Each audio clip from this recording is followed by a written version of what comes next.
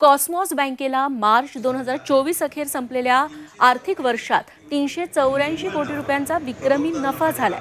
बँकेच्या इतिहासातील आतापर्यंतचा सर्वोच्च नफा असल्याची माहिती बँकेचे सीए मिलिंद काळे यांनी दिली। याप्रसंगी बँकेच्या व्यवस्थापकीय संचालिका अपेक्षिता ठिपसे, माजी उपाध्यक्ष प्रवीण कुमार गांधी आणि इतर संचालक उपस्थित होते। बँकेने ठेव संकलन, कर्ज वितरण, कर पूर्व नफा, निव्वळ नफा, CRAR तसंच नेट NPAचे प्रमाण या आघाड्यांवर उत्तम कामगिरी केली। सीए काळे यांनी याबाबत माहिती दिली आहे। मार्च 2024 अखेर संपलेल्या आर्थिक वर्षात बँकेनं मुंबईतील मराठा सहकारी बँक, ज्याच्या 7 शाखा आहेत, आणि साहेबराव देशमुख सहकारी बँक, ज्यांच्या 11 शाखा आहेत, या 2 बँकांचं विलीनीकरण करून घेतलं, अशी माहिती बँकेचे उपाध्यक्ष सीए यशवंत कासार यांनी दिली।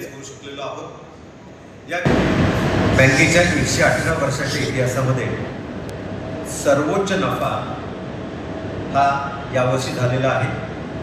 384 कोटी रुपये निव्वळ नफा, करोत्तर नफा ज्याला आपण म्हणतात, आफ्टर टॅक्स प्रॉफिट, हा 384 कोटी रुपये झाला